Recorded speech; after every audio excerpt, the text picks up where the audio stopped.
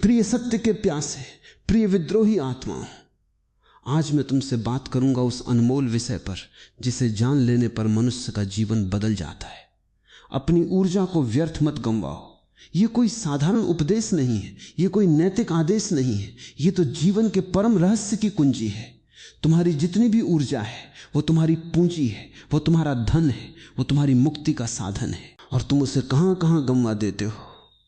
क्रोध में, वासना में, चिंता में, ईर्ष्या में, लोभ में, किसी की प्रशंसा पाने की दौड़ में, किसी को नीचा दिखाने में, किसी से बदला लेने में, किसी को प्रभावित करने में। ये सब ऊर्जा का अपव्यय है, ये सब पागलपन है, ये सब एक बीमारी है। और तुम इस बीमारी में इतने डूबे हो कि तुम्हें पता ही नहीं है कि तुम्हारी ऊर्जा कैसे बहती जा रही है, कैसे खर्च होती जा रही है, कैसे बर्बाद होती जा रही है। जैसे कोई पागल अपना सारा धन नदी में फेंक दे और फिर उसे पछतावा भी ना हो, क्योंकि उसे पता ही ना हो कि उसके पास धन था। तुम्हारे पास अनंत ऊर्जा है, परंतु तुमने उसे इतने छोटे छोटे फालतू कामों में बिखेर दिया है कि तुम्हारा जीवन दयनीय हो गया है।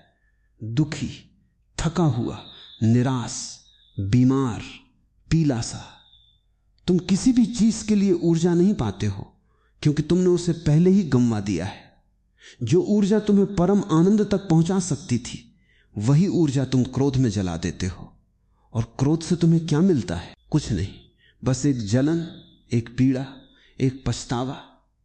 जो ऊर्जा तुम्हें प्रेम की ऊंचाइयां दे सकती थी, वही तुम वासना में खो देते हो। और वासना से तुम्हें क्या मिलता है? बस क्षणिक सुख, उसके बाद गहरी थकान, खोखलापन। जो ऊर्जा तुम्हें महान सत्य का साक्षात्कार करा सकती थी, वही तुम किसी की तारीफ पाने की दौड़ में गंवा देते हो। और उस तारीफ से तुम्हारा अहंकार पल भर फूलता है, फिर मुरझा जाता है और तुम फिर दौड़ने लगते हो। ये तुम्हारा जीवन है, एक ऐसी दौड़ जिसका कोई अंत नहीं, कोई फल नहीं, कोई सार्थकता नहीं। मैंने सुना है, एक व्यक्ति बहुत धनी था, उसके पास अनंत धन था, परंतु वो इतना खर्चीला था कि हर क्षण किसी न किसी चीज पर पैसे उड़ा देता था। एक दिन उसके मित्र ने कहा, तुम धन का रखवाला कैसे हो? तुम तो इसे बहा रहे हो जैसे ये नदी का पानी हो। वो व्यक्ति हंसा और बोला, मुझे क्या, मेरे पास इतना धन है कि कभी खत्म नहीं होगा। परंतु कुछ ही वर्षों में वो कंगाल हो गया, क्योंकि उसने बिना सोचे समझे अपना सब कुछ उड़ा दिया। तुम भी वैसे ही हो। तुम सोचते हो कि तुम्हारी ऊर्जा कभी खत्म नहीं होगी, तुम उसे बिना रोक टोक खर्च करते रहते हो, और अचानक एक दिन तुम पाते हो कि तुम्हारे पास कुछ नहीं बचा। न शक्ति है, न उत्साह, न जीवन रस, और अब तुम बस निर्जीव हो, एक खाली खोल की तरह। यह बात ध्यान से समझो।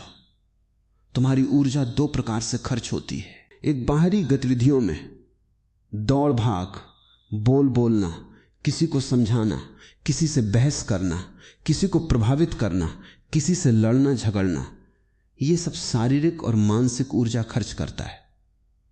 दूसरी भीतर की गतिविधियों में, सोचना, चिंता करना, कल्पना करना, याद करना, पछताना, डरना, आशा करना, निराश होना, यह सब और भी अधिक ऊर्जा खर्च करता है, क्योंकि भीतर का शोर कभी बंद नहीं होता। बाहर तो रात को तुम सो जाते हो, लेकिन भीतर तुम सोते भी नहीं। वहां विचारों का बाजार 24 घंटे लगा रहता है, और इस बाजार में तुम्हारी सारी ऊर्जा बिक जाती है बिना किसी मोल के। तुम्हें पता है, जब तुम सोते हो तब भी तुम्हारा मन नहीं सोता, वो सपने बुनता है, कल की चिंता करता है, बीती बातें दोहराता है। ये सब ऊर्जा का अपव्यय है। और जब तुम जागते हो तो तुम थके थके उठते हो, क्योंकि रात भर तुमने ऊर्जा खर्च की, ठीक उसी तरह जैसे दिन में खर्च करते हो। तुम्हारा जीवन एक ऐसी रेस है जो कभी समाप्त नहीं होती, जहां तुम दौड़ तो रहे हो पर मंजिल को भूल चुके हो। अब प्रश्न है, क्या करें? क्या यह ऊर्जा बचाई जा सकती है? क्या इस अपव्यय को रोका जा सकता है? हां, निश्चित रूप से। परंतु इसके लिए तुम्हें एक क्रांति करनी होगी, अपने भीतर की क्रांति। पहली बात, तुम्हें यह देखना होगा कि तुम्हारी ऊर्जा कहां कहां बहती है। इसे देखने के लिए तुम्हें अपने जीवन का एक अवलोकन करना होगा, एक साक्षी बनकर, बिना किसी न्याय के, बिना किसी आत्मदोष के। बस तटस्थ भाव से अपनी दिनचर्या देखो। क्या तुम सच में जरूरी काम कर रहे हो या ज्यादातर काम फालतू हैं? कितने विचार तुम्हारे मन में आते हैं जो पूरी तरह बेकार हैं? कितनी बातें तुम कहते हो जो कहनी ही नहीं थी? कितने रिश्ते तुम निभाते हो जो तुम्हें सुख के बजाय ऊर्जाहीन कर देते हैं? ये पहली सीढ़ी है, देखना, पहचानना, चेतना से भरना। दूसरी बात, जैसे ही तुम पहचान लो कि कौन सी गतिविधियां ऊर्जा को बर्बाद करती हैं, उनको छोड़ना शुरू करो। छोड़ने का अर्थ यह नहीं है कि तुम उनसे भागो, क्योंकि भागना भी ऊर्जा खर्च करता है। छोड़ने का अर्थ है उनके प्रति उदासीन हो जाना, उन्हें कोई महत्व न देना। मान लो तुम्हें क्रोध आता है, अगर तुम क्रोध को दबाते हो तो उसे दबाने में और ऊर्जा खर्च होती है। अगर तुम क्रोध को भागने देते हो तो वो तुम्हें जला देता है। लेकिन अगर तुम क्रोध को साक्षी भाव से देखो, देखो क्रोध आ रहा है, ये एक लहर है, ये आई और जाएगी, मुझे इससे कोई लेना देना नहीं, तो क्रोध तुम्हारी ऊर्जा को नहीं खींचता। वो आता है पर तुम उससे अलग हो। तुम दोनों अलग अलग हो। जैसे मैदान में बादल गुजरते हैं पर मैदान बादल नहीं बनता। ये साक्षी भाव ही सबसे बड़ी ऊर्जा बचत की विधि है। मैंने कहा है साक्षी बनो और तुम बच जाओगे, क्योंकि साक्षी होने पर तुम्हारी ऊर्जा अब बाहर नहीं बहती, वो भीतर इकट्ठी होने लगती है। जब तुम किसी पर क्रोध करते हो तो तुम्हारी ऊर्जा उस व्यक्ति की ओर बहती है और वो व्यक्ति उसे झेलता है, परंतु तुम भीतर खाली हो जाते हो। जब तुम उस क्रोध को साक्षी से देखते हो तो वो ऊर्जा वहीं ठहर जाती है, तुम्हारे भीतर, तुम्हारे केंद्र में। वही ठहरी हुई ऊर्जा शक्ति बनती है, वही ठहरी हुई ऊर्जा प्रेम बनती है, वही ठहरी हुई ऊर्जा समाधि बनती है। इसमें कोई जादू नहीं है, ये ऊर्जा का सरल गणित है। जितनी ऊर्जा तुम बाहर गंवाते हो उतनी तुम नीचे गिरते हो, जितनी ऊर्जा तुम भीतर संचित करते हो उतनी तुम ऊपर उठते हो। और इस संचित ऊर्जा का नाम ही तप है, संयम है, ब्रह्मचर्य है। पर ब्रह्मचर्य का अर्थ सेक्स से बचना नहीं है, बल्कि ऊर्जा का संरक्षण करना और उसको उच्चतर आयामों में प्रवाहित करना है। तुम्हें समझना होगा कि तुम्हारी ऊर्जा एक नदी है। यदि वो बिना किसी दिशा के बहती रहे तो वो कहीं खो जाती है, कभी क्रोध की दलदल में, कभी वासना की भांवर में, कभी लोभ की रेत में। परंतु यदि तुम उसे एक दिशा दो, यदि तुम उसे ध्यान की ओर, परमात्मा की ओर, सत्य की ओर मोड़ो, तो वही नदी गंगा बन जाती है, वही नदी समुद्र में मिल जाती है, वही नदी सागर बन जाती है। इसलिए साधना का अर्थ है ऊर्जा को सही दिशा देना, और सही दिशा का पता तुम्हें तुम्हारा अंतर्मन देता है। जब तुम शांत होते हो तब तुम जानते हो कि क्या सही है। जब तुम भाग दौड़ में होते हो तब तुम्हें कुछ पता नहीं होता। इसलिए पहला कदम है शांत होना, रुकना, ठहरना। और ठहरने से ही ऊर्जा बचती है, क्योंकि दौड़ते हुए तो तुम हर पल बिखरते हो, पर ठहर कर तुम संकुचित होते हो, एकाग्र होते हो। तुमने देखा होगा एक कुएं में पानी जमा रहता है और वो कुआं कभी सूखता नहीं, क्योंकि वो बहता नहीं, वो ठहरा है। परंतु एक नदी बहती रहती है, अगर वो समुद्र में न मिले तो वो कहीं रेगिस्तान में सूख जाती है। तुम्हारी ऊर्जा को भी एक कुएं की तरह ठहरने की जरूरत है, ताकि वो सूखे नहीं। और फिर उस ठहरी हुई ऊर्जा को जब तुम ध्यान में डुबोते हो तो वो समुद्र बन जाती है, वो अमृत बन जाती है। यही तो कुंडलिनी का रहस्य है। जो ऊर्जा नीचे नाभि के पास मूलाधार में पड़ी है वो यौन ऊर्जा है। उसे यदि तुम बाहर खर्च करो तो वो वासना बन जाती है। उसे यदि तुम भीतर ऊपर की ओर हृदय से, विचार से सहस्रार तक प्रवाहित करो तो वो प्रेम बनती है, ज्ञान बनती है, समाधि बनती है। ये ऊर्जा का खेल है। उसी ऊर्जा को नीचे खर्च करो तो तुम पशु हो, ऊपर खर्च करो तो तुम देवता हो। अंतर केवल ऊर्जा की दिशा का है, गुण धर्म का नहीं।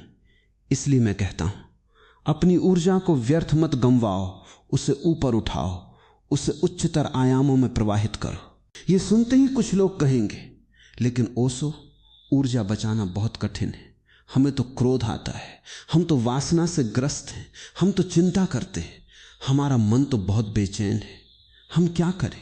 मैं कहता हूं यही तुम्हारी पहली भूल है। तुम ऊर्जा बचाना चाहते हो, पर तुम अपने दुश्मनों, क्रोध, वासना, चिंता, विचार को पहचानते नहीं। तुम उनसे लड़ते हो, उन्हें कुचलने की कोशिश करते हो, और उसी लड़ाई में और ऊर्जा खर्च हो जाती है। ये ऐसा है जैसे कोई कीचड़ में फंसा हो और वो कीचड़ के खिलाफ लड़ने लगे तो वो और गहरे धंसेगा। कीचड़ से निकलने का उपाय है उसे छोड़ देना, उससे अलग हो जाना, उसके ऊपर से गुजर जाना। इसी तरह क्रोध, वासना, चिंता, ये तुम्हारी कीचड़ है। तुम उनसे लड़ो मत, बस उन्हें देखो, साक्षी बनो और देखो वे कमजोर पड़ने लगते हैं, क्योंकि उन्हें केवल तुम्हारी अज्ञानता से ऊर्जा मिलती है। जब तुम जागरूक होते हो तो वे भाग जाते हैं, क्योंकि उन्हें तुम्हारे प्रकाश में रहना पसंद नहीं है। अंधकार ही उनका आश्रय है और जागरूकता का प्रकाश उस अंधकार को विलीन कर देता है। मैंने सुना है एक सन्यासी गांव से गुजरा, एक आदमी उसके पीछे पीछे चल रहा था और उसे गालियां दे रहा था। सन्यासी चुपचाप चलता रहा। बहुत देर बाद वो मुड़ा और बोला, मित्र, मैं तुम्हें एक उपहार देना चाहता हूं, क्या तुम स्वीकार करोगे? उस आदमी ने कहा, क्यों नहीं, जो दो ले लूंगा। सन्यासी ने कहा, परंतु एक शर्त है, अगर मैं तुम्हें कुछ दूं तो तुम उसे स्वीकार करोगे, पर फिर मैं उसे किसी और को दे दूं तो क्या तुम्हें बुरा लगेगा? उस आदमी ने कहा, नहीं, जो तुम दो वो तुम्हारा है, तुम जिसे चाहो दे सकते हो।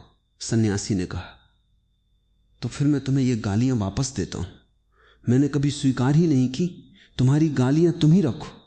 ये सुनकर वो आदमी चकित रह गया। सन्यासी की ऊर्जा उस आदमी की गालियों से खर्च नहीं हुई, क्योंकि उसने उन गालियों को स्वीकार नहीं किया, उन्हें अपनी ऊर्जा से नहीं जोड़ा।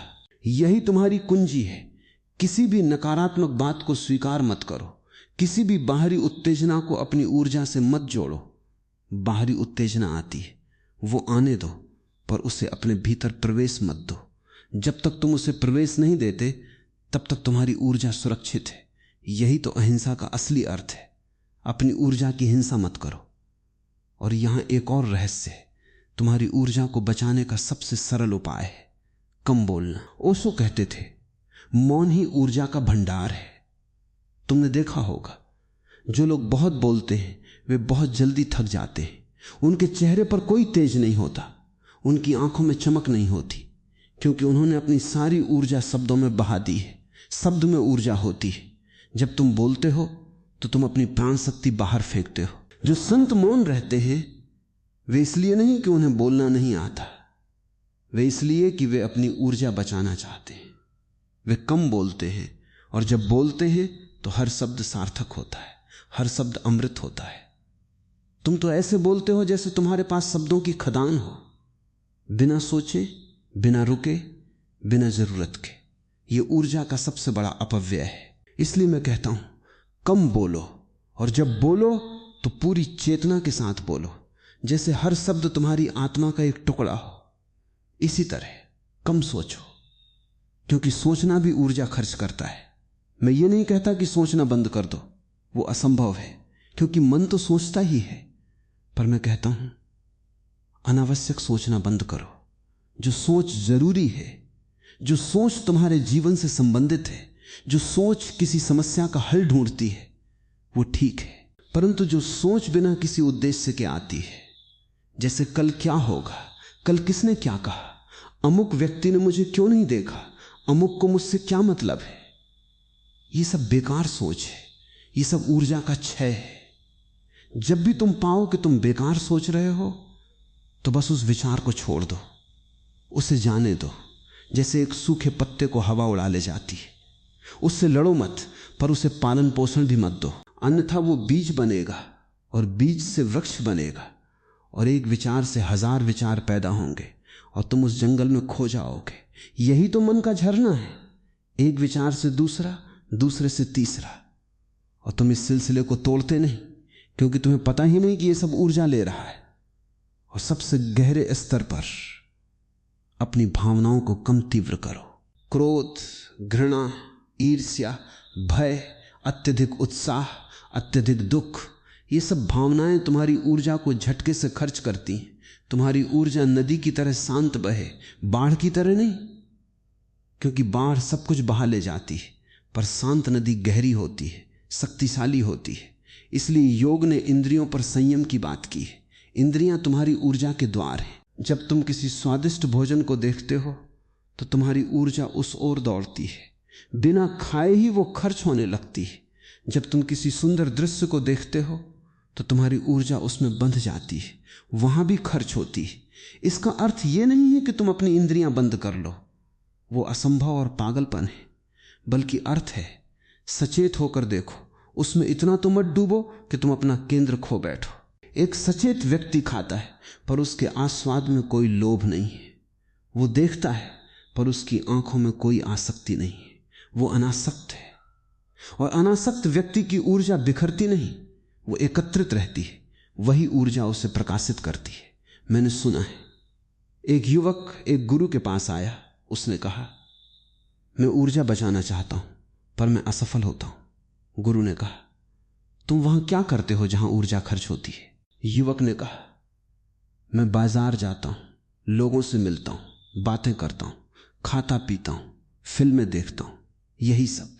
गुरु ने कहा अगले महीने इन सब से दूर रहो, बस अपनी कोठरी में बैठो, ध्यान करो, सांस देखो, मन देखो, फिर मुझे बताना क्या होता है। युवक ने वैसा ही किया। 1 महीने बाद वो लौटा, उसका चेहरा चमक रहा था, उसकी आंखों में नई ज्योति थी, उसके शरीर में एक नई ऊर्जा थी। उसने कहा गुरुदेव, मैंने अनुभव किया कि मेरी ऊर्जा कितनी बेकार जाती थी, अब मुझे अनंत ऊर्जा का एहसास हो रहा है, मानो मेरे भीतर एक झरना फूट पड़ा है। गुरु ने कहा अब तुम जान गए ऊर्जा संरक्षण का रहस्य। ये कोई जटिल विज्ञान नहीं है, ये तो बस अपने को इधर उधर बिखरने से रोकना है। यहां एक बात और ध्यान देने योग्य है, जब तुम ऊर्जा बचाने लगते हो तो तुम्हारे भीतर एक दबाव बनता है। वह दबाव तुम्हें असहज करता है, क्योंकि तुम अपनी पुरानी आदतों को छोड़ रहे हो। उस दबाव को सहो, उसे सहन करो और उसे परमात्मा की ओर प्रवाहित करो।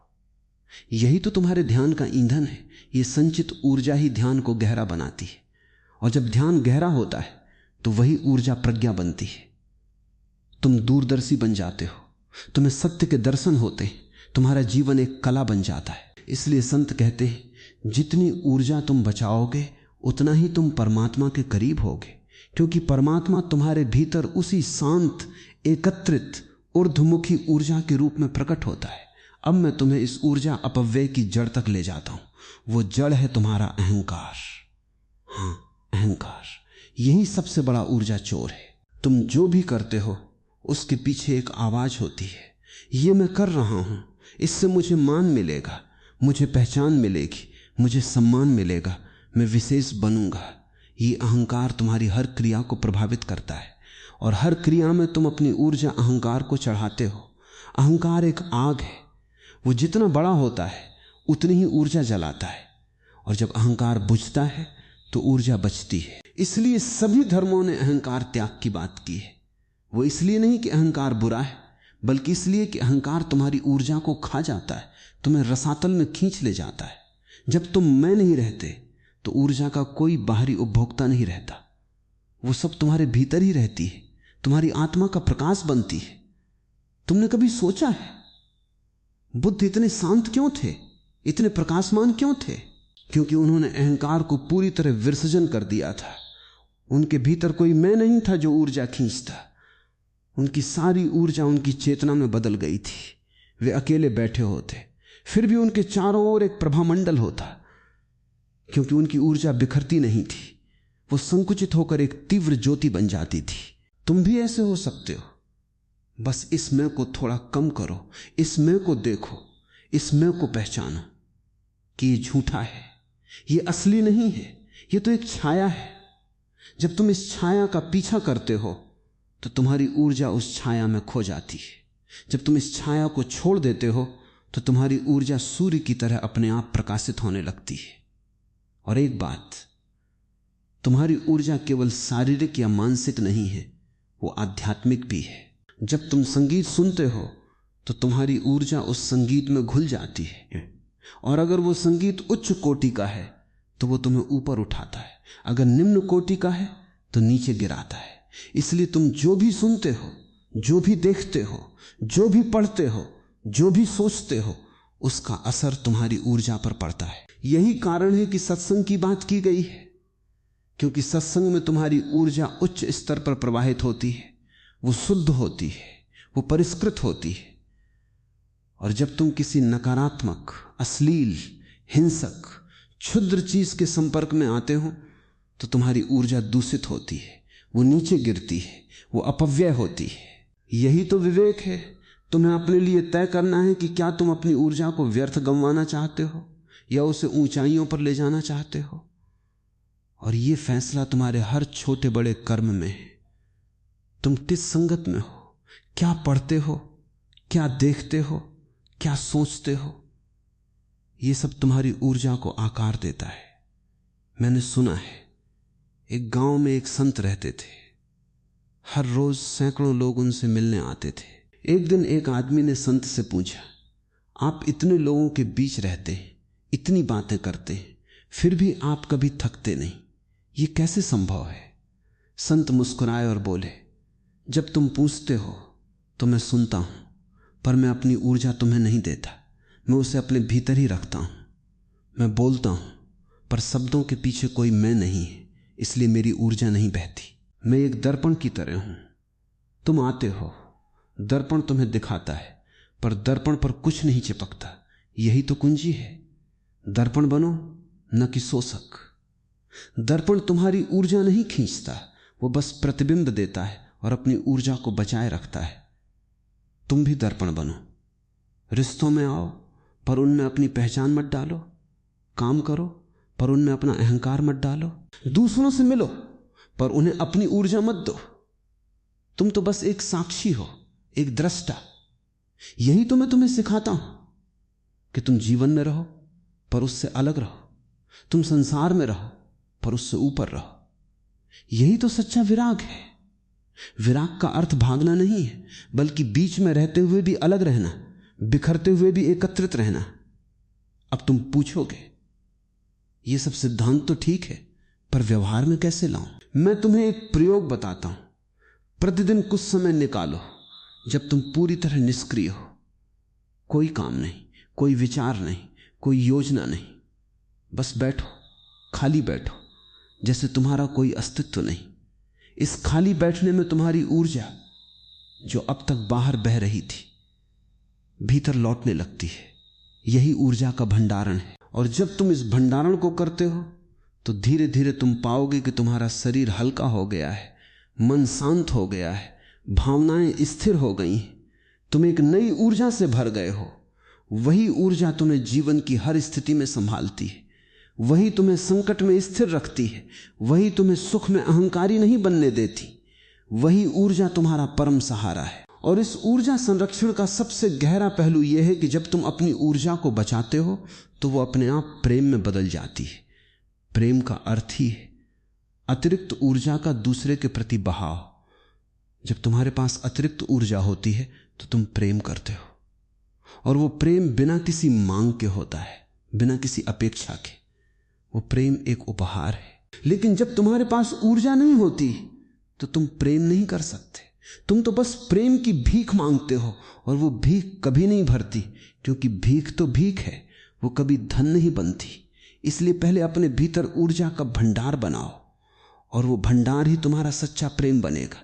जब तुम अपनी ऊर्जा बचाओगे तो तुम अपने आप से प्रेम करने लगोगे, क्योंकि तुम अपने भीतर उस आत्म प्रकाश को देखोगे। और जब तुम अपने आप से प्रेम करते हो तो दूसरों से प्रेम करना आसान हो जाता है, क्योंकि तब तुम्हारे पास इतना प्रेम होता है कि वो बाहर बहने लगता है। यही तो मैं कहता हूं, संसार में सबसे बड़ा अपव्यय ऊर्जा का है, और सबसे बड़ा लाभ ऊर्जा का संरक्षण है। जो इस संरक्षण को जान लेता है वो जीवन के हर क्षेत्र में सफल होता है। शारीरिक रूप से स्वस्थ, मानसिक रूप से शांत, आध्यात्मिक रूप से प्रकाशित।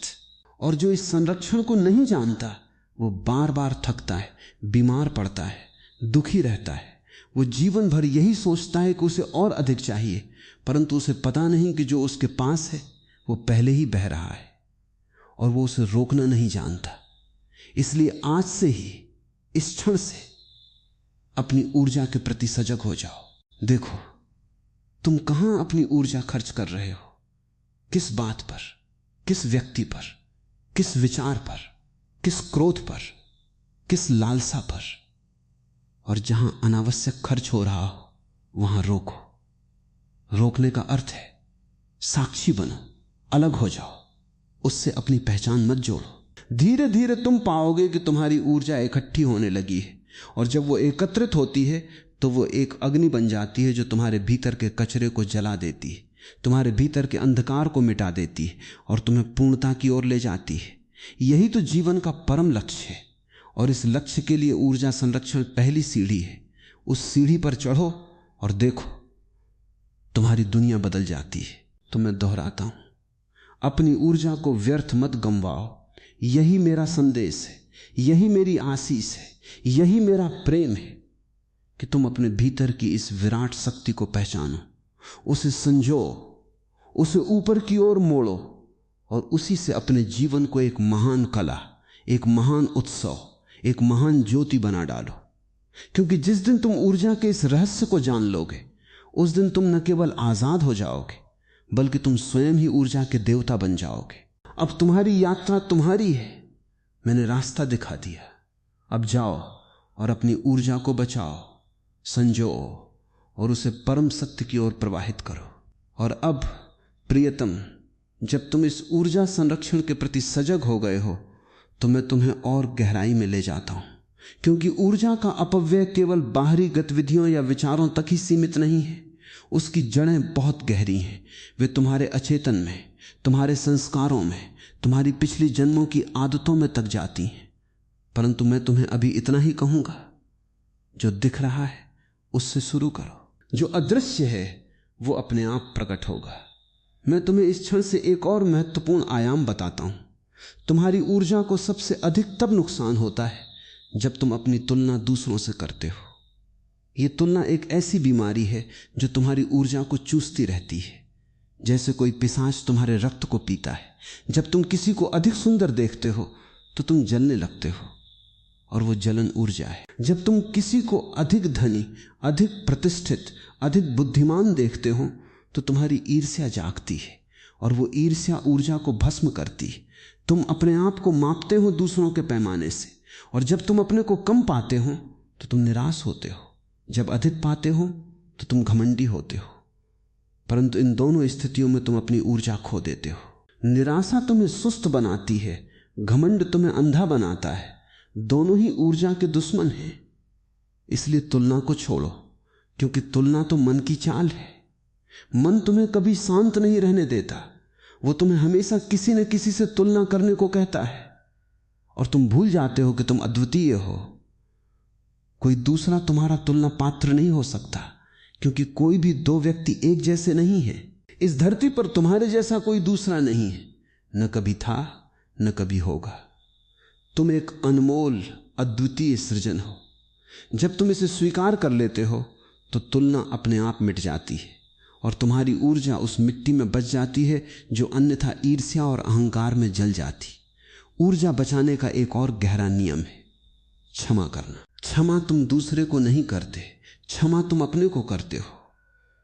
क्योंकि जब तुम किसी को क्षमा नहीं करते तो तुम उस व्यक्ति के साथ एक बंधन में बंध जाते हो। वो व्यक्ति तुम्हारे भीतर हर पल मौजूद रहता है, और तुम उस बंधन को निभाने में अपनी ऊर्जा खर्च करते हो। तुम सोचते हो कि तुम किसी को क्षमा करके उसे उपकार कर रहे हो, परंतु सत्य यह है कि क्षमा करके तुम अपनी ऊर्जा को उस पुराने बोझ से मुक्त करते हो। तुम उस व्यक्ति को भूलते हो, उसे अपने मन से उतार फेंकते हो, और तुम्हारी ऊर्जा अब उस पुरानी घटना में नहीं बंधी रहती। इसलिए संत कहते हैं क्षमा करो, क्योंकि क्षमा ही ऊर्जा का द्वार खोलती है। जितना अधिक तुम क्षमा करते हो उतनी अधिक ऊर्जा तुम्हारे पास आती है। और अंत में जब तुम सबको क्षमा कर देते हो, जिसने तुम्हारा अपमान किया, जिसने तुम्हें धोखा दिया, जिसने तुम्हें पीड़ा दी, तो तुम्हारे भीतर एक शून्यता बनती है जो किसी भी नकारात्मकता से मुक्त होती है, और उस शून्यता में ऊर्जा का प्रवाह स्वतंत्र हो जाता है। यही तो ऊर्जा संरक्षण का दूसरा पहलू है, विषाक्त भावनाओं को धो डालना, क्योंकि वे सब ऊर्जा के जाल हैं। तुम देखो, एक आदमी सालों तक किसी की बुराई याद रखता है और वो बुराई उसे अंदर ही अंदर जलाती रहती है। वो रात को सोता नहीं, वो बार बार उस घटना को दोहराता है, वो उस व्यक्ति से बदला लेने की योजनाएं बनाता है। ये सब क्या है? ये ऊर्जा का एक अकूत नुकसान है। वो घटना तो 10 साल पहले की है, पर उस आदमी ने उसे आज भी जीवित रखा है, और उसे जीवित रखने के लिए वो प्रतिदिन अपनी ऊर्जा देता है, जैसे कोई मुरझाए हुए पौधे को पानी देता रहे जबकि उसे उखाड़ फेंकना चाहिए। यही तो मूर्खता है, और तुम सब इसी मूर्खता में जी रहे हो। इसलिए मैं कहता हूं, जो बीत गया उसे बीत जाने दो, जो नहीं बदल सकता उसे स्वीकार कर लो, जो दूसरे ने किया उसे उसी पर छोड़ दो। तुम अपनी ऊर्जा बचाओ, क्योंकि तुम्हारी ऊर्जा का एक एक कण अनमोल है। इस अनमोल ऊर्जा को तुम किसी फालतू की याद, किसी बेकार की नफरत, किसी व्यर्थ की चिंता, इन सब में मत डालो। अब मैं तुम्हें ऊर्जा के स्त्री पुरुष पहलू से भी परिचित कराता हूं, क्योंकि बहुत से लोग समझते हैं कि ऊर्जा बचाने का मतलब है सेक्स को दबाना, उससे भागना। यह पूरी तरह भ्रांत है, और यह भ्रांति ही लोगों को पागल बना देती है। ऊर्जा बचाने का अर्थ सेक्स को दबाना नहीं है, क्योंकि दबाना भी ऊर्जा खर्च करता है, और दबाया हुआ सेक्स विकृत हो जाता है। वो हिंसा, विक्षिप्तता, अवसाद का रूप ले लेता है, और इससे तुम और अधिक ऊर्जा गंवाते हो। असली बात यह है, ऊर्जा को उसके निम्नतर रूप से उच्चतर रूप में परिवर्तित करना। सेक्स ऊर्जा का निम्नतम रूप है, जीवन की मूल प्राण शक्ति जो प्रजनन के लिए है। यदि तुम उसे केवल शारीरिक आनंद तक सीमित रखो तो वो बह जाती है, खर्च हो जाती है, और तुम नीचे गिरते हो। परंतु यदि तुम उसी ऊर्जा को ध्यान, प्रार्थना, सृजनात्मकता, सेवा, कला, संगीत, इन उच्च आयामों में प्रवाहित करो, तो वही ऊर्जा प्रेम बनती है, करुणा बनती है, बुद्धत्व बनती है। यही तो ब्रह्मचर्य का असली अर्थ है। ब्रह्म की ओर चलना, ऊर्जा को ब्रह्म आनंद की ओर मोड़ना।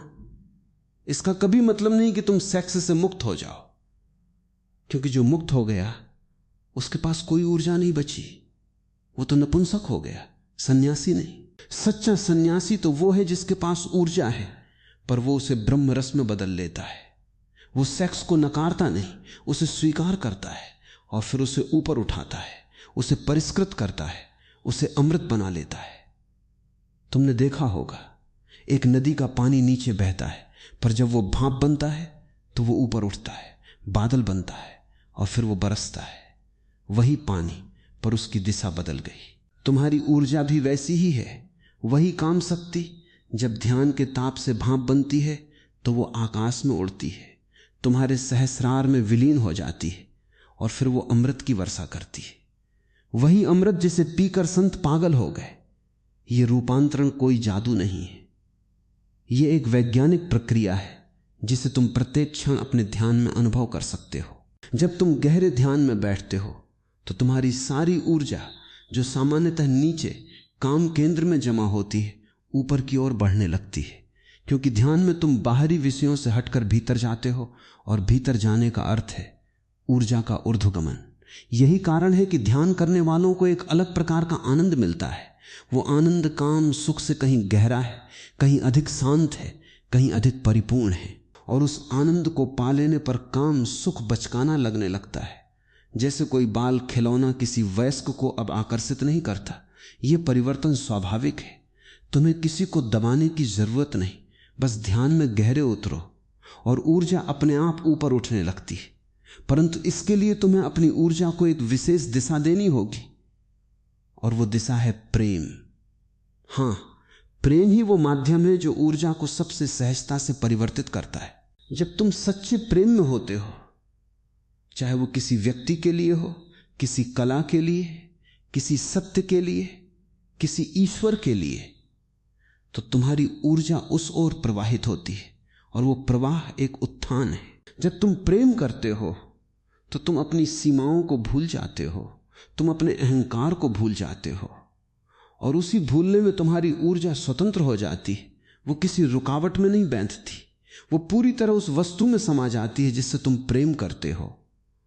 और जब वो पूरी तरह समा जाती है तो वो अपने आप शुद्ध हो जाती है, क्योंकि प्रेम की अग्नि में सारी अशुद्धियां जल जाती हैं। इसलिए मैं कहता हूं, प्रेम करो, परंतु प्रेम को वासना मत बनाओ, प्रेम को लोभ मत बनाओ, प्रेम को आसक्ति मत बनाओ।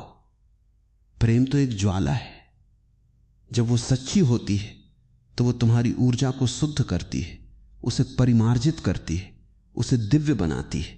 और जब वो झूठी होती है, जब वो स्वार्थपूर्ण होती है, जब वो मांग से भरी होती है, तो वो तुम्हारी ऊर्जा को और अधिक अपव्यय करती है, क्योंकि उसमें तुम दोनों, देने वाले और लेने वाले, एक दूसरे की ऊर्जा खींचते हो और दोनों खाली हो जाते हैं। ये एक विज्ञान है। जब दो व्यक्ति सच्चे प्रेम में होते हैं तो वे एक दूसरे की ऊर्जा को बढ़ाते हैं, वे परस्पर पोषित होते हैं, वे किसी को कम नहीं करते, वे तो एक दूसरे को अधिक भरपूर बनाते हैं। वो प्रेम एक ऊर्जा केंद्र बन जाता है जहां से दोनों को नई शक्ति मिलती है। परंतु जो प्रेम मांग पर आधारित है, तुम मुझे दो मैं तुम्हें दूं, वो सौदा है, वो ऊर्जा का क्षय है। इसलिए सच्चे प्रेम का पहला लक्षण है, वो कभी थकाता नहीं, वो तो ताजगी देता है जैसे सुबह की हवा। अगर तुम किसी के साथ रहकर थक जाते हो तो समझ लो कि वो प्रेम नहीं, वो निर्भरता है। सच्चा प्रेम तो तुम्हें उत्साहित करता है, नया बनाता है, जीवन रस से भर देता है। इसलिए अपने रिश्तों को परखो, क्या वे तुम्हें ऊर्जा देते हैं या लेते हैं? यदि वे लेते हैं तो उन्हें बदलो या छोड़ो, क्योंकि तुम्हारी ऊर्जा तुम्हारी सबसे बड़ी पूंजी है और तुम उसे किसी ऐसे बैंक में मत रखो जो दिवालिया होने वाला हो। अपनी ऊर्जा को उन्हीं लोगों, उन्हीं कार्यों, उन्हीं विचारों में लगाओ जो तुम्हें समृद्ध करे, अन्यथा तुम गरीबी की ओर बढ़ते जाओगे, चाहे बाहर से तुम कितने भी अमीर दिखो। एक और पहलू, तुम्हारी ऊर्जा तुम्हारी सांसों से बहुत गहराई से जुड़ी है। प्राण, वो जीवन शक्ति सांस के साथ आती है और जाती है। जब तुम सांस को गहरा, धीमा, लयबद्ध बनाते हो तो तुम ऊर्जा को संचित करते हो। जब तुम सांस को तेज, उथला, बेचैन बनाते हो, जैसे क्रोध में, भय में, चिंता में, तो तुम ऊर्जा को बाहर फेंक देते हो। यही कारण है कि योग ने प्राणायाम को इतना महत्व दिया है। प्राणायाम का उद्देश्य सांस को नियंत्रित करना नहीं है, बल्कि प्राण ऊर्जा को संचित करना, उसे बढ़ाना, उसे परिष्कृत करना है। जब तुम धीरे धीरे गहरी सांस लेते हो तो तुम्हारी ऊर्जा उस सांस के साथ भीतर गहराई में जाती है, वो नाभि केंद्र में इकट्ठी होती है, फिर वहां से ऊपर उठती है, तुम्हारे रीढ़ मार्ग में प्रवाहित होती है और तुम्हारा पूरा शरीर एक विद्युत धारा से भर जाता है। ये कोई कल्पना नहीं है, ये एक शारीरिक सत्य है। तुम जब भी थके हुए हो तो बस 5-10 गहरी धीमी सांसें लो और तुम पाओगे कि एक नई ऊर्जा तुम में प्रविष्ट हो गई है। यही तो ऊर्जा संरक्षण का सबसे सरल उपाय है।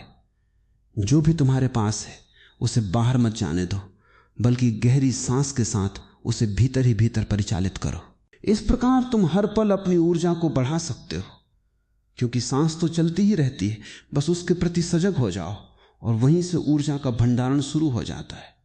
और जब तुम इस प्राण ऊर्जा को सही से संचित कर लेते हो तो तुम्हारे शरीर में एक नई चमक, एक नई तेजस्विता पैदा होती है। वही तेज जो संतों के चेहरे पर दिखता है, वही कांति जो बुद्ध की मूर्तियों में झलकती है, वही प्रकाश जो महावीर के मस्तक से निकलता है। ये तेज ऊर्जा का संचय है। जब ऊर्जा इतनी अधिक हो जाती है कि वो शरीर की सीमाओं से बाहर झलकने लगती है, तब वो एक प्रभामंडल बन जाती है। तुम भी उस प्रभामंडल को पा सकते हो। बस अपनी ऊर्जा का अपव्यय बंद करो, उसे भीतर संजो और वो अपने आप प्रकट होगी। ये कोई चमत्कार नहीं है, ये भौतिकी का सीधा नियम है। जो संचित होता है वो प्रकाशित होता है। अब मैं तुम्हें ऊर्जा के उच्चतम उपयोग की बात बताता हूं, वो है सृजनात्मकता। जब तुम कुछ सृजन करते हो, एक कविता, एक चित्र, एक संगीत, एक नई विचारधारा, एक नया आविष्कार या केवल एक सुंदर जीवन, तो तुम्हारी ऊर्जा उस सृजन में रूपांतरित हो जाती है और वो रूपांतरण ही तुम्हारी सबसे बड़ी मुक्ति है। क्योंकि सृजन में तुम अपनी ऊर्जा को बाहर तो प्रवाहित करते हो, परंतु वो प्रवाह नष्ट नहीं करता। वो तो एक नई वस्तु का जन्म करता है जो स्वयं ऊर्जा का एक नया केंद्र बन जाती है। जब तुम एक कविता लिखते हो तो वो कविता तुम्हारी ऊर्जा को धारण कर लेती है और वो कविता सदियों तक दूसरों को ऊर्जा देती रहती है। यही तो ऊर्जा का अमर होना है। जो लोग सृजनात्मक हैं वे कभी ऊर्जा की कमी से नहीं दुखते, क्योंकि वे अपनी ऊर्जा को एक अनंत कैनवास पर उंडेलते हैं और वो कैनवास उन्हें और अधिक ऊर्जा लौटाता है। यही तो जीवन का रहस्य है। ऊर्जा तभी बढ़ती है जब तुम उसे बांटते हो, जब तुम उसे बर्बाद नहीं करते बल्कि उसे एक ऐसे रूप में ढालते हो जो दूसरों के लिए भी उपयोगी हो। इसलिए मैं कहता हूं, अपनी ऊर्जा को सृजन की अग्नि में डालो, उसे बेकार की बातों में मत जलाओ। कविता लिखो, चित्र बनाओ, बाग लगाओ, लोगों की सेवा करो, कोई नया विचार गढ़ो। जो भी तुम्हें अच्छा लगे उसे पूरी ऊर्जा के साथ करो और तुम पाओगे कि जितना अधिक तुम सृजन में ऊर्जा लगाते हो उतनी ही अधिक ऊर्जा तुम्हारे पास आती है, क्योंकि सृजन ऊर्जा का द्वार खोलता है, उसे बंद नहीं करता। इसके विपरीत जब तुम विनाश में लगे हो, किसी की आलोचना करना, किसी को नीचा दिखाना, किसी का बुरा करना, किसी से लड़ना, तो तुम्हारी ऊर्जा विनाश में घुल जाती है और वो विनाश तुम्हें भीतर से खोखला कर देता है। इसलिए बुद्ध ने अहिंसा पर इतना बल दिया। अहिंसा केवल दूसरे के प्रति नहीं है, वो अपने प्रति भी है। जब तुम हिंसक होते हो तो तुम्हारी ऊर्जा नष्ट होती है, तुम अपने ही खून का प्यासे बन जाते हो। और जब तुम अहिंसक होते हो तो तुम अपनी ऊर्जा को बचाते हो, उसे प्रेम में, करुणा में, सृजन में बदलते हो। यही कारण है कि सभी महान आत्माओं ने अहिंसा, मैत्री, करुणा, इन गुणों की बात की, क्योंकि ये गुण ऊर्जा को संरक्षित करते हैं, उसे शुद्ध करते हैं, उसे दिव्य बनाते हैं। एक और महत्वपूर्ण बिंदु, तुम्हारी ऊर्जा का एक बहुत बड़ा भाग तुम्हारी नींद में खर्च होता है। यदि तुम बेचैन नींद सोते हो, सपनों से भरी नींद, सपने भी ऊर्जा खर्च करते और अधिकतर सपने बेकार होते। वे मन की अधूरी इच्छाओं, दमित भावनाओं, दिन भर की उलझनों का प्रतिबिंब होते। जब तुम गहरी निर्विचार नींद सोते हो, जिसे योग सुसुप्ति कहता है, तो तुम्हारी ऊर्जा पूरी तरह विश्राम पाती है, वह रिचार्ज होती है। परंतु जब तुम सपनों में उलझे रहते हो तो तुम्हारा मन जागता रहता है और तुम थके हुए उठते हो। इसलिए मैं तुमसे कहता हूं, सोने से पहले अपने मन को शांत करो, ध्यान करो, दिन भर की सारी बातों को छोड़ दो और एक प्रार्थना की तरह सो जाओ। जो हुआ हुआ, जो नहीं हुआ वो न हो। मैं अब शुद्ध चेतना में विश्राम करता हूं। इस भाव के साथ सोओगे तो नींद गहरी होगी और उस गहरी नींद में तुम्हारी ऊर्जा पुनः निर्मित होगी, पुनः ताजा होगी। जैसे सूखी धरती पर बारिश होती है, वैसे ही इसके अतिरिक्त तुम्हारे खान पान का भी तुम्हारी ऊर्जा पर सीधा असर होता है। जो भोजन तुम खाते हो वो केवल पेट नहीं भरता, वो तुम्हारी प्राण ऊर्जा को भी प्रभावित करता है। सात्विक भोजन हल्का, पौष्टिक, सरल, ताजा, वो भोजन है जो ऊर्जा को बढ़ाता है, जो शरीर को हल्का करता है, मन को स्पष्ट करता है। राजसिक भोजन बहुत मसालेदार, तला भुना, उत्तेजक या तामसिक भोजन, बासी, भारी, मांस, मदिरा, वो भोजन शरीर को भारी करता है, मन को सुस्त करता है और ऊर्जा को नीचे खींचता है, उसे छीण करता है। ये कोई नैतिकता नहीं है, ये एक अनुभव है। तुम स्वयं प्रयोग करके देख सकते हो कि कौन सा भोजन तुम्हें अधिक ऊर्जा देता है और कौन सा तुम्हें थका देता है। मैं ये नहीं कहता कि तुम किसी विशेष आहार को अपनाओ, मैं तो बस इतना कहता हूं कि तुम अपने शरीर को सुनो, वो तुम्हें बताता है कि उसे क्या चाहिए। और जब शरीर हल्का, स्फूर्त, प्रसन्न हो तो वो ऊर्जा का सही भंडार है। क्योंकि एक बीमार, भारी, सुस्त शरीर ऊर्जा का संचय नहीं कर सकता, वो तो उसे खर्च करता है केवल अपने को बनाए रखने में। इसलिए अपने भोजन को, अपनी दिनचर्या को, अपनी आदतों को, सबको ध्यानपूर्वक देखो और उन्हें ऐसे ढालो कि वे ऊर्जा को बचाएं, बिखराएं नहीं। और अब सबसे अंतरंग बात, तुम्हारा अकेलापन, जिस पर हम पहले भी बात कर चुके हैं, वही तुम्हारी ऊर्जा का सबसे बड़ा रक्षक है। जब तुम अकेले होते हो तो तुम्हारी ऊर्जा बाहर नहीं जाती, वो भीतर संकुचित होती है, वो गहरी होती है, वो सघन होती है। यही कारण है कि ध्यान के लिए एकांत की इतनी महत्ता है, क्योंकि एकांत में कोई दूसरा नहीं होता जो तुम्हारी ऊर्जा को खींचे, कोई बात नहीं होती जो तुम्हें उलझाए, कोई विचार नहीं होता जो तुम्हें भटकाए। तुम पूरी तरह अपने केंद्र में हो और तुम्हारी ऊर्जा उस केंद्र से प्रकाशित होती है। मैं ये नहीं कहता कि तुम हमेशा अकेले रहो, संसार में रहना भी जरूरी है क्योंकि संसार ही तुम्हारी परीक्षा है, परंतु प्रतिदिन थोड़ा समय अकेलेपन का निकालो, जहां तुम किसी से न बोलो, किसी को न देखो, किसी के बारे में न सोचो, बस अपने होने में डूबो। उस समय तुम्हारी ऊर्जा का पुनः चार्ज होता है, जैसे बैटरी चार्ज होती है वैसे। और जब तुम इस अभ्यास को नियमित कर लेते हो तो तुम पाओगे कि दिन भर की भाग दौड़ में भी तुम उतने थकते नहीं, क्योंकि तुम्हारा भीतरी स्रोत हर समय तुम्हें ऊर्जा दे रहा है। वो स्रोत तुम्हारा अपना अकेलापन है जो ऊर्जा के महासागर से जुड़ा हुआ है। इस बिंदु पर मैं तुम्हें एक और रहस्य बताता हूं। जब तुम अकेले होते हो तो तुम्हारी ऊर्जा अपने आप ऊपर उठती है, क्योंकि नीचे उतरने का कोई बहाना नहीं होता। जब तुम किसी के साथ होते हो तो तुम्हारी ऊर्जा नीचे वार्तालाप, रिश्ते, शारीरिक संपर्क, इनमें बहती है। अकेले में वो बहाव रुक जाता है और ऊर्जा अपने भीतर लौटती है, और वो लौटती हुई ऊर्जा नाभि केंद्र से ऊपर हृदय तक, फिर विचार केंद्र तक, फिर सहस्रार तक यात्रा करती है।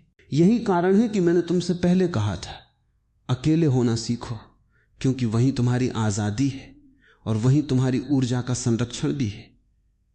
दोनों एक ही सिक्के के पहलू हैं। जो अकेले रहना सीख जाता है वो अपनी ऊर्जा को बचाना भी सीख जाता है, क्योंकि वो जानता है कि कब बाहर जाना है और कब भीतर लौटना है, कब खर्च करना है और कब बचाना है। यही तो जीवन की कला है, संतुलन की कला। मैं तुमसे यह भी कहना चाहता हूं, ऊर्जा का अपव्यय केवल व्यक्तिगत स्तर पर नहीं होता, यह सामूहिक स्तर पर भी होता है। जब तुम किसी ऐसे समाज में रहते हो जो भ्रष्ट है, जो हिंसक है, जो अशांत है, जो अज्ञानता में डूबा है, तो तुम्हारी ऊर्जा उस समाज की नकारात्मकता से प्रभावित होती है, वो तुम्हारी ऊर्जा को खींचती है। इसलिए संतों ने सत्संग की बात की है, सत्य के साथ संगति, अच्छे लोगों की संगति, उच्च विचारों की संगति, क्योंकि वो संगति तुम्हारी ऊर्जा को ऊपर उठाती है, उसे शुद्ध करती है। जब तुम उन लोगों के बीच हो जो निराश हैं, तो तुम भी निराश हो जाते हो, जो क्रोधी हैं तो तुम भी क्रोधी हो जाते हो। यह ऊर्जा का संक्रमण है। इसलिए अपनी संगति का चयन बहुत सावधानी से करो। उन लोगों को पास आने दो जो तुम्हें ऊर्जा देते हैं, जो तुम्हें प्रेरित करते हैं, जो तुम्हारे भीतर की ज्योति को जगाते हैं, और जो तुम्हें नीचे खींचते हैं, जो तुम्हें थकाते हैं, जो तुम्हें दुखी करते हैं, उनसे दूरी बना लो। यह कोई स्वार्थ नहीं है, यह विवेक है, क्योंकि तुम्हारी ऊर्जा केवल तुम्हारी निजी संपत्ति नहीं है, वो पूरे ब्रह्मांड की है और तुम्हें उसका सही उपयोग करने की जिम्मेदारी है। इसके साथ ही मैं तुम्हें ऊर्जा के पुनर्जनन का एक सरल प्रयोग बताता हूं, जिसे मैं ऊर्जा स्नान कहता हूं। प्रतिदिन कुछ मिनटों के लिए जब तुम सूर्योदय या सूर्यास्त के समय बाहर खड़े हो तो अपनी आंखें बंद करो, गहरी सांस लो और महसूस करो कि सूर्य की किरणें, जो स्वयं ऊर्जा का भंडार है, तुम्हारे भीतर प्रवेश कर रही हैं, तुम्हारी हर कोशिका को प्रकाशित कर रही हैं, तुम्हारी सारी थकान, सारी नकारात्मकता को धो रही हैं, और तुम एक नए, ताजा, ऊर्जावान व्यक्ति बन रहे हो।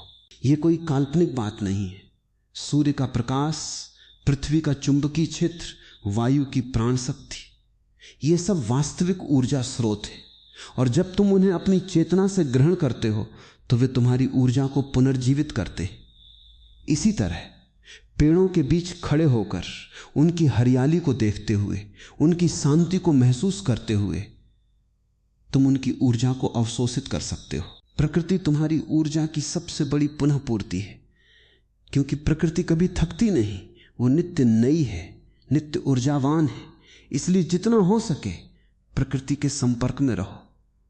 नंगे पैर घास पर चलो, नदी के किनारे बैठो, पहाड़ों को निहारो, और तुम पाओगे कि तुम्हारी खोई हुई ऊर्जा लौट आई है, जैसे बादलों से बरसने के बाद धरती हरी भरी हो जाती है।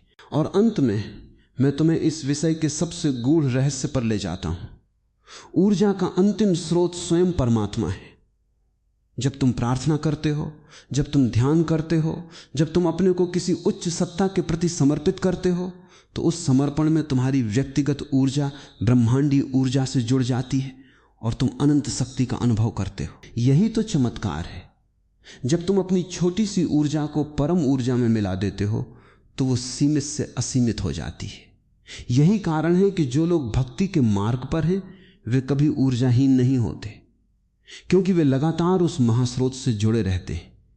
ये जुड़ाव कोई कल्पना नहीं है, ये एक वास्तविक अनुभूति है जो ध्यान की गहराई में अनुभव होती है। जब तुम्हारा मन शांत होता है तो तुम पाते हो कि तुम्हारे भीतर एक धारा बह रही है जो तुम्हारी नहीं है परंतु तुम्हारे भीतर है। वो धारा परमात्मा की है और वो अथाह है। जिस क्षण तुम उस धारा से जुड़ जाते हो तुम्हारी सारी क्षीणता समाप्त हो जाती है। तुम अमर ऊर्जा के वाहक बन जाते हो। इसलिए ऊर्जा बचाने का परम उपाय है अपने को परमात्मा से जोड़ना, उसमें विलीन होना, उससे प्रेम करना। और वो प्रेम ही सबसे बड़ा संरक्षक है, क्योंकि प्रेम कभी समाप्त नहीं होता। वो नित्य नया है, नित्य ताजा है, नित्य ऊर्जावान है। तो प्रिय, ये विस्तार मैंने तुम्हें इस विषय पर दिया है क्योंकि ऊर्जा का विषय अनंत है, जैसे ऊर्जा स्वयं अनंत है। अब ये तुम पर निर्भर है, तुम अपनी ऊर्जा को व्यर्थ गंवाओगे या उसे संजोगे, उसे ऊपर उठाओगे, उसे प्रेम, ध्यान, सृजन और परमात्मा में बदलोगे। ये निर्णय तुम्हारा है। मैंने तो बस रास्ता बताया, संकेत दिए, दिशा दिखाई। अब तुम्हें चलना है, अब तुम्हें साधना है, अब तुम्हें जीना है। याद रखो, हर क्षण जो ऊर्जा तुम बचाओगे वही तुम्हें आजाद बनाएगी, वही तुम्हें प्रकाशित करेगी, वही तुम्हें देवत्व से भर देगी।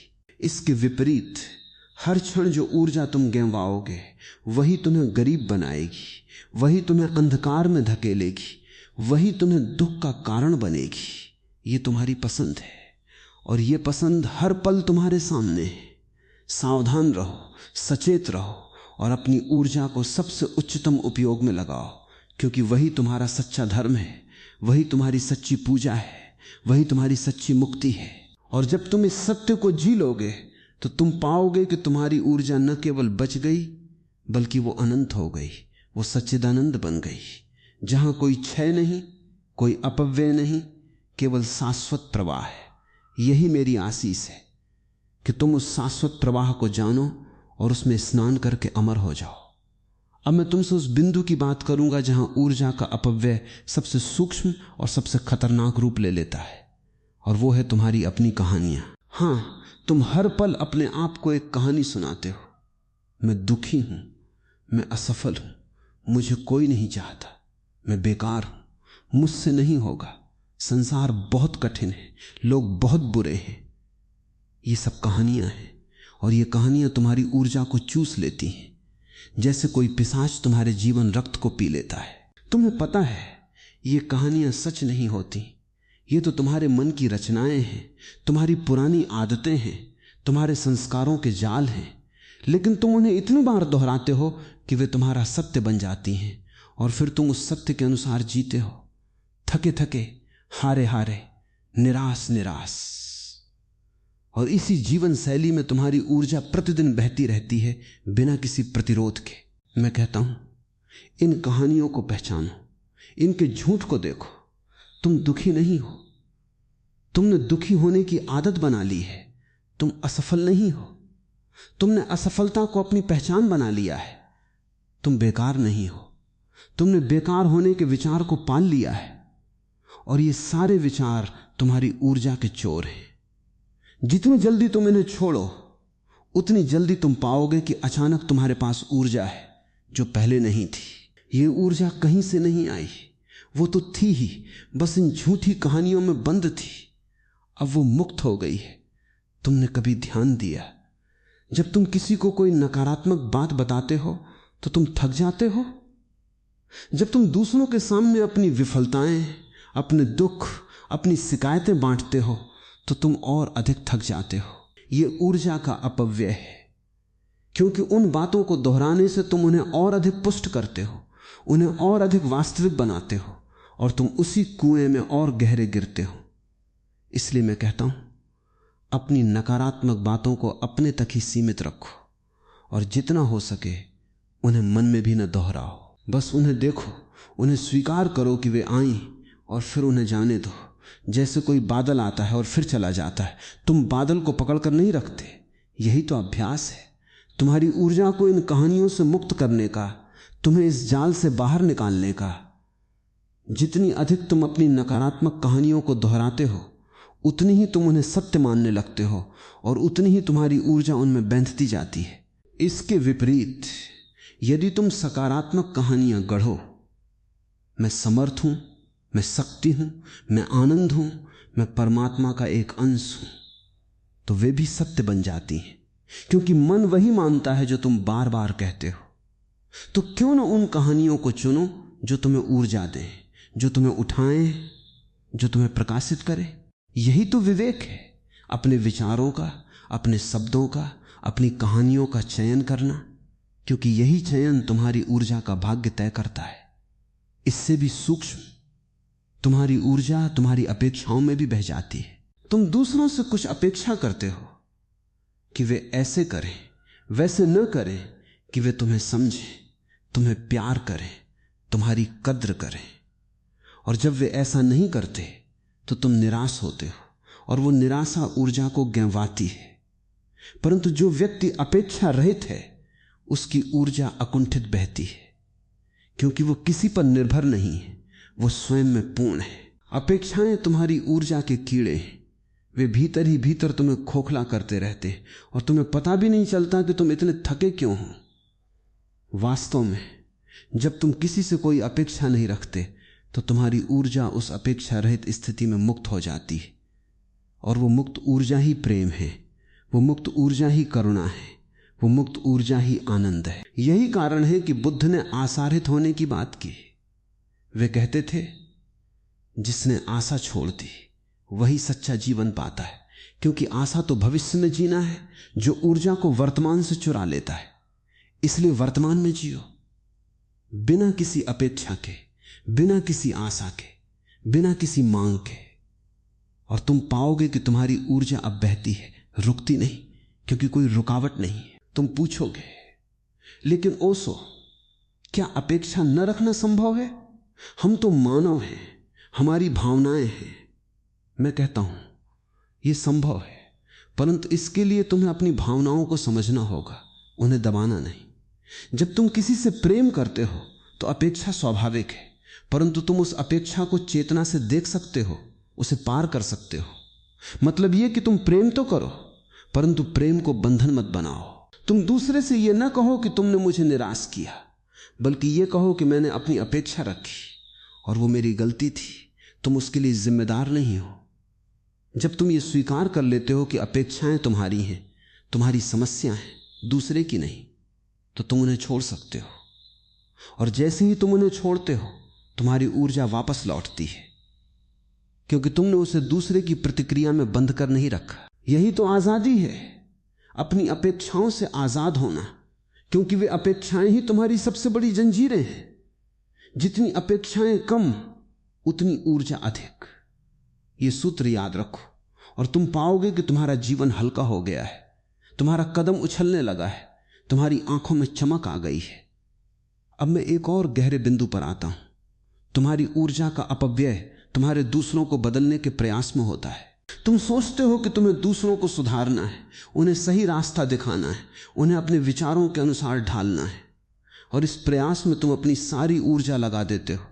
परंतु दूसरे शायद ही बदलते हैं, क्योंकि उन्हें बदलना नहीं है। उन्हें बदलना तो उन्होंने खुद तय नहीं किया है। तुम बाहर की दुनिया को सुधारने में लग जाते हो और भीतर की दुनिया उजड़ती रहती है। संत कहते हैं जो अपने को सुधारता है वही जगत को सुधारता है, जो दूसरों को सुधारता है वो अपने को खो देता है। ये सत्य है, क्योंकि बाहर का कोई भी सुधार तुम्हारी ऊर्जा को बाहर खींचता है, और जब तुम अपने भीतर झांकते हो तो तुम पाते हो कि तुम्हारे भीतर ही सारी समस्याएं हैं, उन्हें सुलझाना है, और जब वे सुलझ जाती हैं तो बाहर अपने आप सब ठीक हो जाता है। तुम दूसरों के बारे में चिंता मत करो, तुम अपनी ऊर्जा को उनकी दिशा में मत लगाओ, क्योंकि हर व्यक्ति अपनी यात्रा पर है, उसे अपने गंतव्य तक पहुंचना है। तुम उसके लिए मार्गदर्शक नहीं बन सकते जब तक कि वो स्वयं न पूछे, और अगर वो पूछे भी तो भी तुम उसे बदल नहीं सकते। तुम केवल संकेत दे सकते हो, बाकी उसकी अपनी साधना है। यही विवेक है। अपनी ऊर्जा को दूसरों के मामलों में मत लगाओ, अपने मामलों में लगाओ। और जब तुम अपने में पूर्ण हो जाओगे तो तुम्हारा होना ही दूसरों के लिए एक आदर्श बन जाएगा और वे अपने आप बदलना चाहेंगे। यही अहिंसा का एक और पहलू है।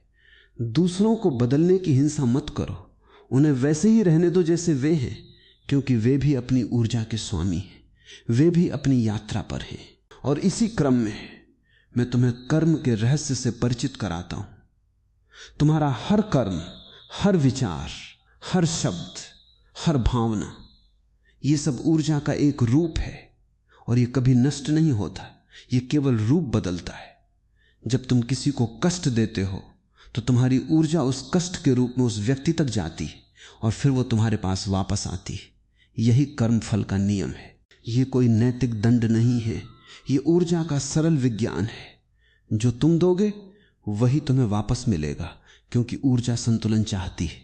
इसलिए जब तुम क्रोध, घृणा, ईर्ष्या, हिंसा का संचार करते हो तो तुम अपनी ऊर्जा को उस दिशा में बहाते हो और वो तुम्हारे पास उसी रूप में लौटती है जिससे तुम और अधिक क्रोधी, अधिक ईर्ष्यालु, अधिक दुखी हो जाते हो।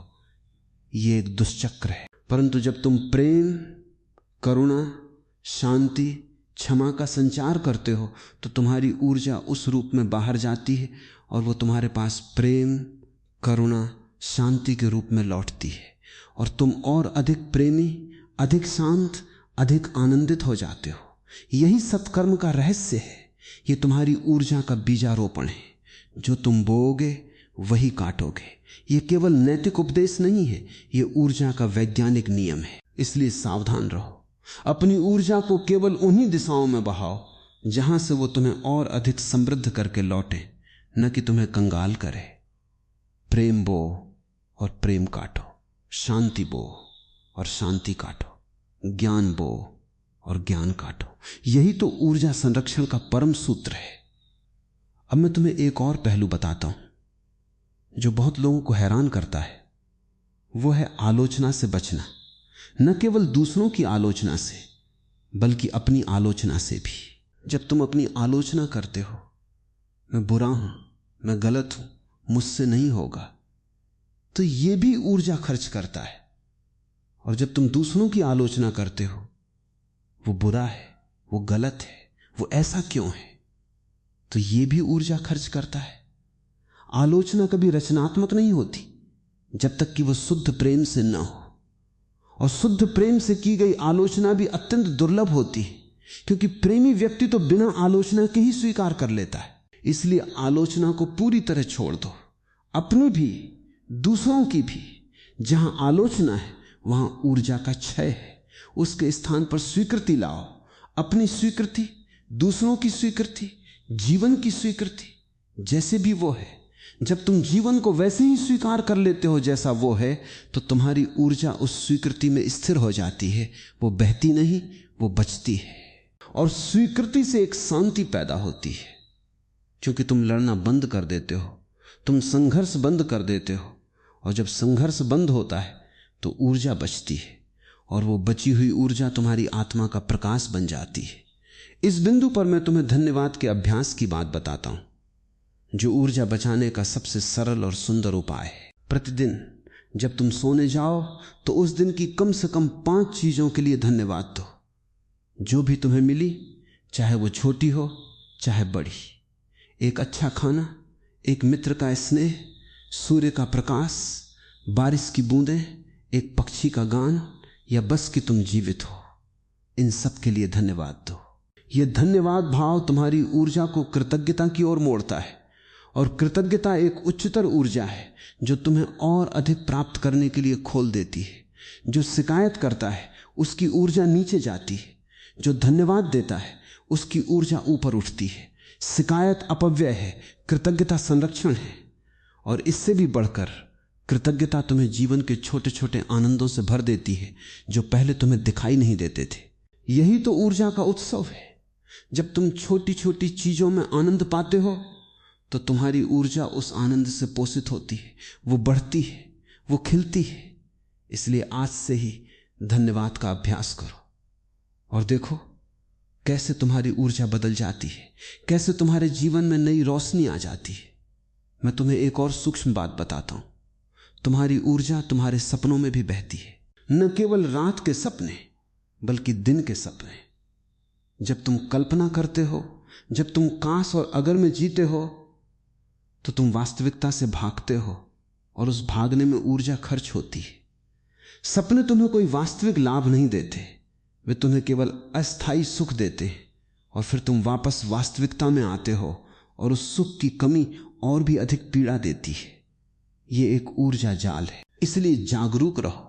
जब भी तुम पाओ कि तुम सपने देख रहे हो तो उस सपने को छोड़ दो, वास्तविकता में लौट आओ, क्योंकि वास्तविकता ही तुम्हारी ऊर्जा का आधार है। सपने तो उस आधार को कमजोर करते हैं। ये नहीं कहता कि तुम सपने ही मत देखो। रचनात्मक कल्पना जो किसी सृजन के लिए हो ठीक है, परंतु बेकार की कल्पना जो बस मन की उड़ान है उसे रोको, क्योंकि वो उड़ान तुम्हें तो उड़ाती नहीं, केवल तुम्हारी ऊर्जा को उड़ा ले जाती है। और अब सबसे महत्वपूर्ण, तुम्हारी ऊर्जा तुम्हारे ध्यान का ईंधन है और ध्यान तुम्हारी ऊर्जा का उच्चतम उपयोग है। जब तुम ध्यान करते हो तो तुम अपनी ऊर्जा को एक बिंदु पर केंद्रित करते हो और वो एकाग्रता ही तुम्हें उस ऊर्जा के मूल स्रोत तक ले जाती है। ध्यान में तुम न केवल ऊर्जा बचाते हो बल्कि उस ऊर्जा को गुणात्मक रूप से बदलते हो, उसे शुद्ध चेतना में परिणत कर देते हो। यही तो आत्म साक्षात्कार का मार्ग है। जब तुम्हारी सारी ऊर्जा जो अब तक बाहर बिखरी हुई थी भीतर एकत्रित हो जाती है और वो एकत्रित ऊर्जा तुम्हारे भीतर एक अग्नि बन जाती है। वो अग्नि तुम्हारी सारी अज्ञानता, सारी पुरानी आदतों, सारी पीड़ा को जला देती है और तुम जागृत हो जाते हो, तुम प्रकाशित हो जाते हो, तुम परमात्मा के दर्शन कर लेते हो। यही तो साधना का परम फल है और वो फल केवल उसे मिलता है जिसने अपनी ऊर्जा का अपव्यय बंद कर दिया, जिसने अपनी ऊर्जा को संचित किया और फिर उसे ध्यान की अग्नि में अर्पित कर दिया। तो प्रिय सत्य के प्यासे, ये विस्तार मैंने तुम्हें उस ऊर्जा दर्शन का दिया है जो तुम्हारी आजादी, तुम्हारी समृद्धि, तुम्हारी परिपूर्णता की कुंजी है। अब तुम्हारे हाथ में है। तुम इस ज्ञान को जियोगे या इसे फिर एक और विचार में बदल दोगे। मैं कहता हूं ज्ञान को जियो, उसे अपने हर पल में उतारो, अपनी हर सांस में, अपने हर कर्म में, अपने हर शब्द में। और जब तुम ऐसा करोगे तो तुम पाओगे कि तुम्हारी ऊर्जा अब कभी समाप्त नहीं होती, क्योंकि अब वो परमात्मा के उस अनंत स्रोत से जुड़ गई है जो कभी सूखता नहीं, जो सदा बहता है, जो सदा नया है, जो सदा आनंद है। यही मेरी आशीष है कि तुम उस अनंत स्रोत से जुड़ो, उसमें घुलो, उसमें लीन हो जाओ और फिर अपनी ऊर्जा को प्रेम, प्रकाश और मुक्ति के रूप में बहने दो, क्योंकि तब वो कभी व्यर्थ नहीं जाती, वो सदा सार्थक होती है। जाओ और इस ऊर्जा सत्य को जियो।